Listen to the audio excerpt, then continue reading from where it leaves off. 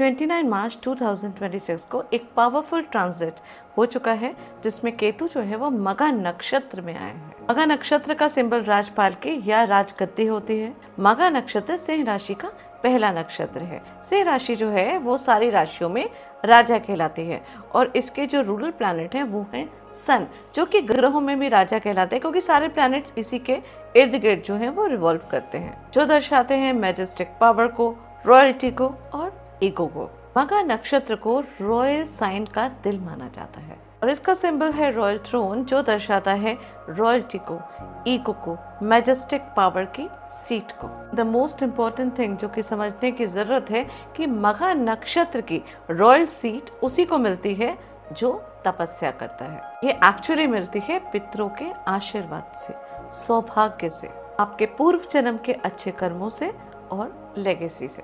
जब मघा नक्षत्र पे केतु ट्रांजिट करता है तो ये एक ऐसा टाइम होता है जिसमें बड़े से बड़े लोग राज सिंहासन में बैठाए जाते हैं या फिर राजगद्दी से उतारे जाते हैं। मीन्स या तो व्यक्ति हाई डेजिग्नेशन पावर जो वो डिजर्व करता है वहाँ पहुँचता है, या फिर अगर उसने अपनी पावर का मिसयूज किया है तो उसको वहाँ से उतारा जाता है। मीन्स यहाँ पे राजगद्दी छीनी भी जाती है। नमः शिवाय, स्वागत है आपका इस चैनल में। अगर अभी तक चैनल को सब्सक्राइब नहीं किया है तो उसे सब्सक्राइब करिए, जिससे फ्यूचर में आने वाली वीडियोस का अपडेट आपको मिलता रहे। आज की इस वीडियो में हम बात करेंगे केतु के नक्षत्र परिवर्तन की, जो कि 29 मार्च 2026 को हो चुका है। 29 मार्च 2026 को केतु मघा नक्षत्र में आए हैं। मघा नक्षत्र जो केतु का खुद का नक्षत्र है और इस नक्षत्र में केतु रहेंगे 5 दिसंबर तक। मीन्स ये 9 मंथ का जो पीरियड है इसमें केतु यहीं रहेंगे। ये बहुत ही ज़्यादा पावरफुल नक्षत्र है और इसके बाद केतु जो है वो राशि परिवर्तन करके कर्क राशि में ट्रांजिट कर जाएंगे। अगर आपका चंद्रमा मघा नक्षत्र में बैठा हुआ है तो उस पर भी मैंने एक वीडियो बनाई है, उसका लिंक मैंने डिस्क्रिप्शन में दिया हुआ है, आप वहां से चेक कर सकते हैं अगर आपको विस्तार पूर्वक उसके बारे में जानना है तो। मघा नक्षत्र का जो राज सिंहासन है वो किसी लड़ाई या सत्ता पाने के लिए नहीं मिलता है, बल्कि मिलता है पितरों के आशीर्वाद से, सौभाग्य से, लेगेसी से, आपके पितरों के अच्छे कर्मों से, आपके खुद के पूर्व जन्म के अच्छे कर्मों से। ये एक बहुत रिस्पॉन्सिबिलिटी वाला नक्षत्र है। यहाँ पे पितर आप पे पूरा विश्वास करते हैं और उस विश्वास पे आपको यहाँ पे भेजा जाता है। आपके सर पे बहुत ज़्यादा रिस्पॉन्सिबिलिटी होती है और यही रीज़न है कि इस नक्षत्र को पितरों का भी नक्षत्र कहा जाता है। और ये कोई पावर की सीट नहीं है, बहुत बड़ी रिस्पॉन्सिबिलिटी की सीट है। यहाँ पे जातक के ऊपर बहुत बड़ी रिस्पॉन्सिबिलिटी होती है अपने परिवार की, परिवार के धर्म की और पितरों के सारे जितने भी कर्म हैं, धर्म हैं, वो सब करने की और उसको आगे बाकी बच्चों में, बाकी पीढ़ियों तक पहुंचाने की। मघा नक्षत्र केतु का भी नक्षत्र है जो दर्शाता है आइसोलेशन को, स्पिरिचुअल डिटैचमेंट को और लिबरेशन को। अब एक बहुत बड़ा क्वेश्चन आता है कि केतु जो कि मोक्ष का प्लैनेट है, जो कि स्पिरिचुअल एक्टिविटी का प्लैनेट है, वो राजगद्दी पे कैसे बैठेगा और वहां पे बैठ के वो किस तरीके के काम करेगा। कहा जाता है कि वैदिक एस्ट्रोलॉजी में आपकी कुंडली में केतु जहाँ बैठा होता है, पिछले जन्म में आप वो कर्म करके आए हैं यहाँ पे। इसलिए केतु का मघा नक्षत्र पे अधिकार ये भी दर्शाता है कि ये एक कार्मिक फल है, मतलब कि एक ऐसा इनाम, एक ऐसा गिफ्ट जो आपके पितरों से आपको मिला तो है, लेकिन तपस्या करने के लिए, उसको भोगने के लिए आपको तपस्या करनी पड़ेगी, बहुत सारे सेक्रीफाइस करने पड़ेंगे और बहुत सारी रिस्पॉन्सिबिलिटीज जो हैं वो निभानी पड़ेंगी। एक शांत व्यक्ति केतु की तरह और एक शक्तिशाली पद, क्योंकि ये सिंह राशि है जो कि राजाओं की राशि है, और ये तभी मिलता है क्योंकि पिछले जन्म में आप ये सब चीजें भोग के आए हैं।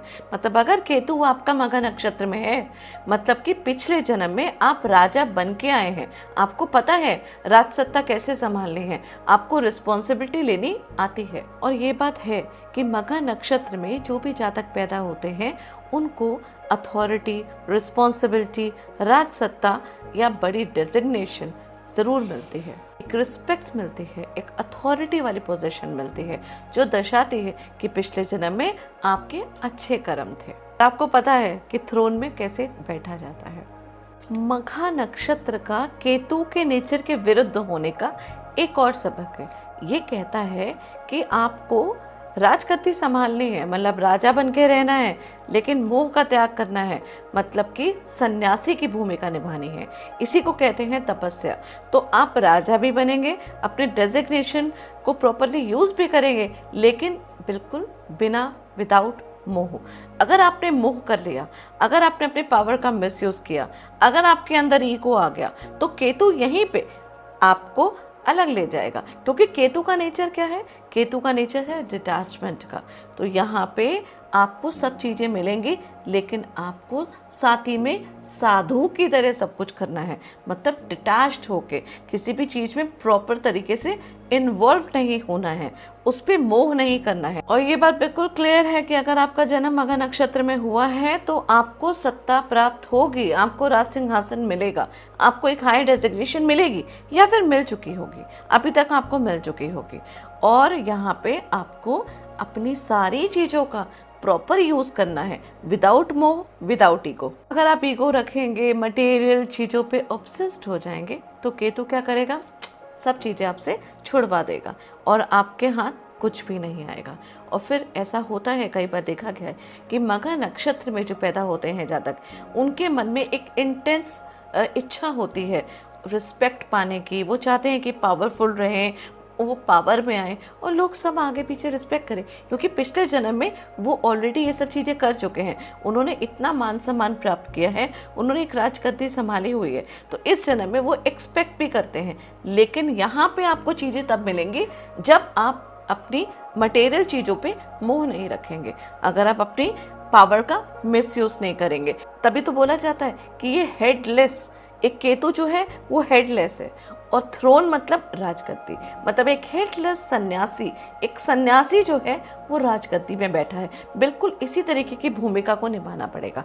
आपको इस चीज़ को एकदम क्लियर समझना पड़ेगा कि मघा नक्षत्र में जब केतु आता है तो ये दर्शाता है कि आपको राज सत्ता डेफिनेटली मिलेगी, पिछले जन्म के कर्म से या फिर इस जन्म के भी, चुप, क्योंकि ये पास्ट लाइफ के जो कर्म है उससे आपको यहाँ पे चीज़ें मिलती हैं, आपके पितरों के आशीर्वाद से आपको चीज़ें मिलती हैं। तो डेफिनेट बात है कि आपने जो कुछ भी किया है, whatever you sow shall you reap, ये कहावत है ना, कहा जाता है ना, जो भी आपने कर्म करे हैं उन सब का फल आपको मिलेगा।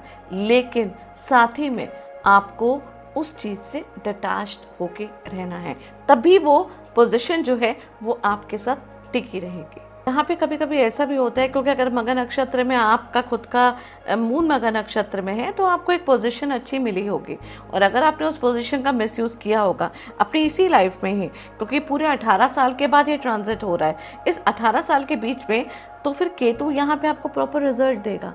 अगर आपने मिसयूज़ किया होगा तो केतु आपसे वो पोजीशन छीन लेगा।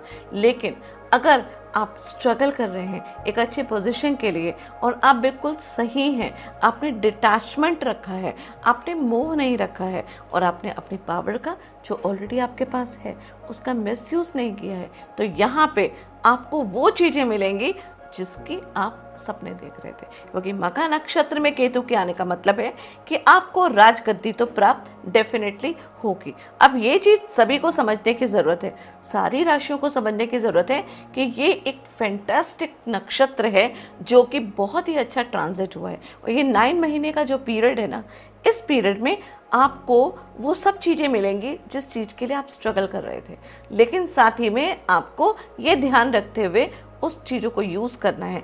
यहाँ पे देखिएगा सिचुएशन ऐसी आएगी कि जिन लोगों ने ना अपनी अपनी पोजीशन में, सरकारी नौकरियों में या कोई हाई जितनी भी डेजिग्नेशन है उसमें बैठ के लोगों को पीड़ा दिया है, पीड़ित किया है, या फिर अपनी चीज़ों का मिसयूज़ किया है, तो वो सब जो हैं उस गद्दी से उतारे जाएंगे। यहाँ पे आप बहुत सारे लोगों को जॉबलेस होते हुए भी देखेंगे और बहुत सारे लोगों के हाई प्रमोशन भी होते हुए देखेंगे। केतु चाहता है कि आप किंग और क्वीन की तरह काम करिए, आपको मैं पूरी अथॉरिटी दूंगा, पूरी पावर दूंगा, लेकिन मोह माया त्याग के।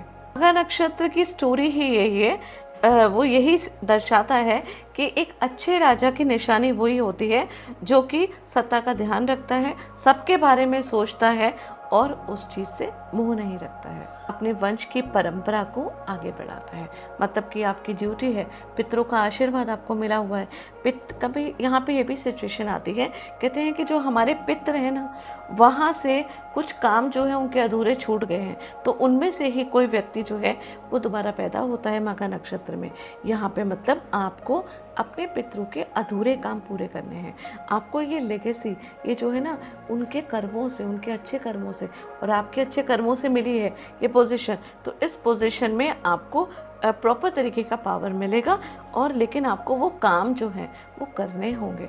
अपने समाज से, धर्म कर्म सब चीज़ों से जुड़ना होगा, और बाकी जितने भी आपके परंपराएं हैं उनको आगे, अपनी जो भी लोग हैं, अपनी फैमिली के मेम्बर्स हैं, उनमें जो है वो बांटना होगा, उनको सिखाना होगा और आगे बढ़ाना होगा, और पूरे परिवार को, यहाँ तक कि सारे लोगों को साथ में लेके चलना होता है।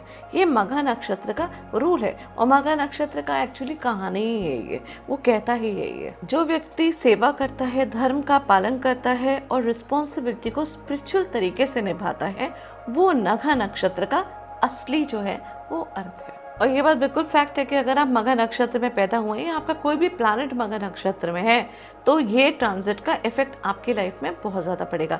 इनफैक्ट अगर केतु या राहु की दशा या अंतरदशा भी आपकी लाइफ में चल रही है, तो भी आप देखिएगा आपके जीवन में बहुत ज़्यादा इफेक्ट आएगा। इनफैक्ट ऐसा होगा सिचुएशन कि आप जो बहुत मेहनत से, बहुत टाइम से कुछ नहीं कर पा रहे हैं, यहाँ पे आपको प्रॉपरली पोजीशन मिलेगी, आपको पावर मिलेगी, लोग आपको सहयोग करेंगे वो सब चीज़ें करने के लिए। सिर्फ एक ही चीज़ का ध्यान रखना है कि आपको डाउन टू अर्थ होके रहना है और अपने पावर का बिल्कुल भी महसूस नहीं करना है। तो चलिए, दिसंबर 5 तक ये जो मघा नक्षत्र का ट्रांजिट है, 9 महीने तक सारी राशियों में क्या इफेक्ट करेगा उसके बारे में जान लेते हैं। धनु राशि, आपका जो ये केतु का ट्रांजिट मघा नक्षत्र में हो रहा है, ये हो रहा है नवम भाव में।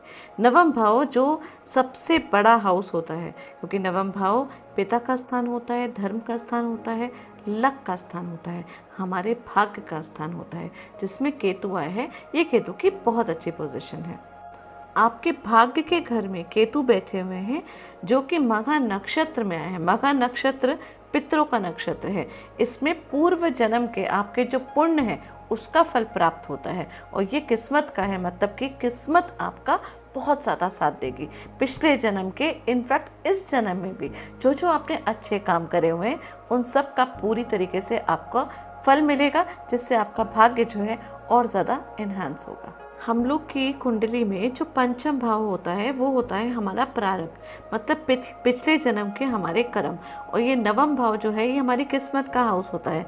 ये होता है हमारे इस जन्म के कर्म, मतलब कि पिछले जन्म के कर्मों का जो प्लैनेट है, जो आपके पास्ट लाइफ के कर्मों का प्लैनेट है, वो मघा नक्षत्र में आपके लक के इस वाले हाउस में आके बैठा हुआ है। यहाँ पे आप देखिएगा, यहाँ पे जो भी आपने पिछले जन्म में या पिछले टाइम में आपने जितनी भी चीज़ें करी थी, जितने भी एफर्ट्स करे थे अपने करियर को लेके या अपनी लाइफ को लेके, उन सब चीज़ों का फल आपको यहाँ पे प्राप्त होगा। जो एफर्ट्स आप कर रहे थे लेकिन आपको उसका रिजल्ट नहीं मिल रहा था, तो यहाँ पे हर चीज़ का आपको रिजल्ट दिखना शुरू हो जाएगा। 29 मार्च से आप देखिएगा बहुत बड़ा जो है इफेक्ट आपकी लाइफ में आना शुरू हो चुका होगा, और ये पूरा प्रोसेस, ये जो 9 महीने का प्रोसेस है टिल 5 दिसंबर आपके लिए बहुत ही अच्छा होगा। भाग्य आपका पूरी तरीके से सहयोग देगा। 9th हाउस है ना, डिवोशन का हाउस है। 9th हाउस धर्म का घर है। जो आप पूजा पाठ कर रहे हैं, जो आप अच्छे कर्म कर रहे हैं, आप पूरी तरीके से डिवोटेड हैं किसी चीज़ के लिए और आपको उसका रिजल्ट नहीं मिल पा रहा है, ये टाइम है उन सब चीज़ों का रिजल्ट पाने का।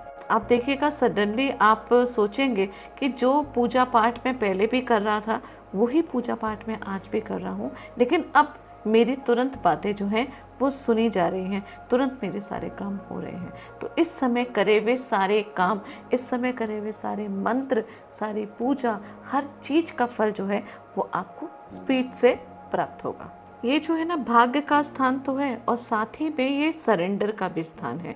देखिएगा जो लोग आपको बहुत टाइम से पीड़ा दे रहे थे, जो शायद परेशान कर रहे थे, उनका भी झुकाव आपकी तरफ हो जाएगा। वो भी आपकी तरफ जो है वो रहम करने लगेंगे, मतलब कि आपकी जो भी मन मुटाव जो लोग आपसे रखते हैं वो लोग सब आपके नज़दीक आने लगेंगे, आपके लिए फेवर में सोचना शुरू कर देंगे। और यहाँ पे आपके अंदर भी उनको क्षमा करने की भावना आएगी। आप देखिएगा ये चीज़ क्लियरली आपके मन में आएगा। आप ना कोई बर्डन नहीं लेंगे इस समय, भाग्य आपका साथ देगा, परमात्मा आपका साथ देगी इस समय। और वो ऐसा साथ होगा आपका कि इंटरनल आप ये कहेंगे कि ठीक है, कोई बात नहीं, जो हो गया वो हो गया। और आप चीज़ों को लेट को करेंगे और लोगों को माफ़ भी कर देंगे। मतलब ये यहाँ पे ना केतु के आने से, मघा नक्षत्र में आने से बहुत ज़्यादा शांति आपको मिलेगी। आप देखिएगा बहुत ही ज़्यादा रिलैक्सेशन वाला जो टाइम आपका ये होने वाला है। और केतु मघा नक्षत्र में आता है तो एक रॉयल थ्रोन मिलता है उसको। मतलब कहने का मतलब है कि उसको एक हाई डेजिग्नेशन मिलती है, एक राजा की तरह उसको राज्य करना होता है और प्रजा के हित के बारे में सोचना होता है। एक राजा जो कि केतु की तरह है, मतलब सन्यासी है, और फिर वो दूसरों के हित के लिए सोचता है। डेफिनेट बिल्कुल इसी तरीके से आपकी लाइफ में भी होगा। यहाँ पे ऐसा नहीं है कि आपको राजा बनाया गया है, यहाँ पे आपको कोई हाई डेजिग्नेशन मिल रही है, क्योंकि धर्म का घर है, धार्मिक घर है। तो यहाँ पे आप जो है वो अपने मन से लोगों को माफ़ करेंगे, चीज़ें लेट को होने देंगे, अपने दिल को, अपने आत्मा को, सबको हल्का करेंगे, खाली करेंगे। ये सिचुएशन आपके साथ होगी। कोई भी तरीके के ग्रजेस, किसी भी तरीके का मन मुटाव जो काफ़ी टाइम से किसी के साथ आपका चल रहा था, इस टाइम सब चीज़ें ख़त्म होंगी। और कहा जाता है सबसे ज़्यादा इम्पोर्टेंट वो ये होता है जब हम किसी को माफ़ कर देते हैं, क्योंकि हम जब किसी से नाराज़ होते हैं तो हम उससे नाराज़ होके उसको नहीं, खुद को पीड़ा दे रहे होते हैं। तो ये बेस्ट टाइम होगा, आप देखिएगा मन से आप लोगों को माफ़ कर देंगे और चीज़ों को आराम से जाने देंगे, जिससे आपका मन शांत होगा और आपका भाग्य जो है वो बहुत ज़्यादा चमकेगा। और डेफिनेट बात है, केतु यहाँ पे आए हैं तो आपके भाग्य को तो चमकाएंगे ही चमकाएंगे। और आपके साथ जुड़े हुए सारे लोगों के भी आपके घर में मांगलिक कार्य होंगे। आपके साथ में जितने भी लोग हैं वो लोग जुड़ेंगे और उनका भी फ़ायदा आपकी खुद की किस्मत की वजह से होगा। 9th हाउस जो है गुरुओं का भी होता है, टीचर्स का भी होता है। इस समय आपको कोई गुरु भी मिल सकता है। हो सकता है कि करियर में एक बहुत बड़ा ट्रांसफॉर्मेशन आए। हो सकता है कि आप जिसको रिपोर्ट करते थे, आपके जो बॉस हैं, उनकी लाइफ में कुछ चेंजेस आए। आप ये चीज़ें भी इस समय देख सकते हैं। जो लोग पढ़ाई कर रहे हैं, जो लोग किसी सब्जेक्ट को पढ़ रहे हैं, उनके लिए भी ये बहुत अच्छा टाइम है। इनफैक्ट इस टाइम वो लोग मेहनत करेंगे तो उनको प्रॉपरली फल मिलेगा। जो लोग फॉरेन कंट्री में जाके पढ़ाई करना चाहते थे, वो स्टूडेंट्स, उन लोगों के लिए भी ये टाइम बहुत अच्छा है। भाग्य उनका साथ देगा, पढ़ाई में भी और इनफैक्ट बाहर जाने में भी। इनफैक्ट कंपटीशन एग्जाम्स में बैठने के लिए भी ये बहुत अच्छा टाइम है। अगर 29 मार्च से 5 दिसंबर, ये जो 9 महीने का टाइम है, इसमें आप किसी कंपटीशन एग्ज़ाम की तैयारी करना चाहते हैं, किसी अपने किसी काम में जिसमें कि आप एफ़र्ट आपके ज़्यादा लगते हैं, वो चीज़ के लिए प्रिपरेशन करना चाहते हैं, तो this will be the good time. क्योंकि 9th हाउस जो है वो फॉरेन कंट्री सेटलमेंट का भी हाउस है, तो यहाँ पे आपको बाहर जाने के भी ऑफर्स मिल सकते हैं। इनफैक्ट अगर कोई व्यक्ति बहुत टाइम से कोशिश कर रहा है और वो जाना चाहता है, तो यहाँ पे आपको प्रॉपर तरीके से अपॉर्चुनिटी मिलेगी। अगर कोई डॉक्यूमेंटेशन से रिलेटेड डिले हो रहा है आपकी लाइफ में, चाहे वो पढ़ाई से रिलेटेड हो, चाहे वो कहीं सेटल होने से रिलेटेड हो, या कोई कोर्ट केस वगैरह भी चल रहा है, तो इस समय आपका सब चीज़ें जो हैं वो सेटल होंगी। ये जो टाइम पीरियड है, इस टाइम पीरियड आपका भाग्य आपका साथ देगा और चीज़ें आपके फेवर में होंगी। 9th हाउस जो है वो पिता को भी रिप्रेजेंट करता है। तो अगर आपके पिता हैं तो आप उनके ऑरा में जाके बैठें, उनसे आशीर्वाद लें। इनफैक्ट आप देखेंगे कि अगर आप बच्चे हैं और आपके पिता भी अपने किसी प्रोफेशन में स्ट्रगल कर रहे हैं, तो ये टाइम उनके लिए काफ़ी फ्रूटफुल रहेगा। और अगर आप बड़े हैं, आपके पिता अब इस दुनिया में नहीं हैं, तो this is the best time कि उनके नाम से आप जो है वो डोनेशन करें, क्योंकि ये नक्षत्र जो है ये पितरों का नक्षत्र है, पितरों से आशीर्वाद लेने का नक्षत्र है। तो जितने भी पितृजन हैं उनके लिए साधना करिए, उनके लिए डोनेशन करिए। जो अपने कुल देवी देवता हैं उन मंदिरों में जाइए, वहाँ पे दान पुण्य करिए। और अमावस्या का जो दिन होता है उसको बहुत ज़्यादा उसका पालन आपको ज़रूर करना चाहिए। अमावस्या में एटलीस्ट आपको ये टाइम पीरियड पूरा ही है पितरों के लिए कुछ करने का, लेकिन हर महीने की जो अमावस्या होती है उसमें आप पितरों के नाम का कुछ दान पुण्य ज़रूर करिए। और ये बहुत अच्छा टाइम है आपके लिए, क्योंकि यहाँ पे आपका भाग्य भी साथ दे रहा है। आप अपने पितरों से कनेक्ट हो सकते हैं और उनसे कनेक्ट होके उनसे बात करके अपनी इच्छा प्रकट कर सकते हैं। आपकी इच्छाएं भी पूरी होंगी, आपकी खुद की फैमिली और आगे जो आपकी जनरेशन है उन सब पे आपके पितरों का हाथ भी रहेगा। और ये भी पोजीशन सौभाग्य से मिलती है, तो एक तरीके से आपका भाग्य भी यहाँ पे चमकेगा, क्योंकि उनका पॉजिटिव हाथ जो है वो आपके सर पे रहेगा। एक प्रोटेक्शन काइंड ऑफ जो पूरा ऑरा है वो आपके साथ अपने पितरों का रहेगा। इसलिए उनको याद ज़रूर करिए, उनके लिए दान पुण्य ज़रूर कराइए, और अगर आपके पिता हैं तो उनके साथ बैठिए, उनकी सेवा करिए। और एक चीज़ का और ध्यान रखिएगा कि केतु की ये बेस्ट पोजीशन है, क्योंकि ये 9th हाउस में है, तो इसके ऑपोजिट में राहु भी 3rd हाउस में है। तो 3rd हाउस में राहु जो है वो आपके पराक्रम को और ज़्यादा स्ट्रॉन्ग कर देता है, लेकिन यहाँ पे आपको धैर्य से काम लेना है। इनफैक्ट अगर कोई सब्जेक्ट आप चेंज करना चाहते हैं, फॉरेन कंट्री में सेटल होना चाहते हैं, कोई प्रोफेशन चेंज करना चाहते हैं, आप इस समय अपने भाग्य का पूरा इस्तेमाल कर सकते हैं। लेकिन साथ ही में आपको अपने पितरों से आशीर्वाद लेने की भी पूरी रिक्वायरमेंट है। और यहाँ पे सिर्फ आप अपने बारे में नहीं सोचेंगे, क्योंकि मघा नक्षत्र ये भी कहता है कि सिर्फ आप अपने बारे में नहीं सोचिए, यहाँ पे आप ऐसा कोई कर्म करिए जो कि आपकी मान सम्मान, आपकी फैमिली का मान सम्मान, उनका नाम जो है वो पीढ़ी दर पीढ़ी लोग जो हैं वो लेते रहें। तो इस चीज़ की भी रिस्पॉन्सिबिलिटी आपके हाथ में है। तो इस टाइम आपके करे हुए धर्म कर्म या कोई भी जो आपका करा हुआ कर्म होगा उसका इम्पैक्ट आपके पीढ़ी दर पीढ़ी जो है वो पड़ेगा। इसलिए अपने भाग्य का पूरा फ़ायदा उठाइए, इस ट्रांजिट को फुल तरीके से एंजॉय करिए। धन्यवाद।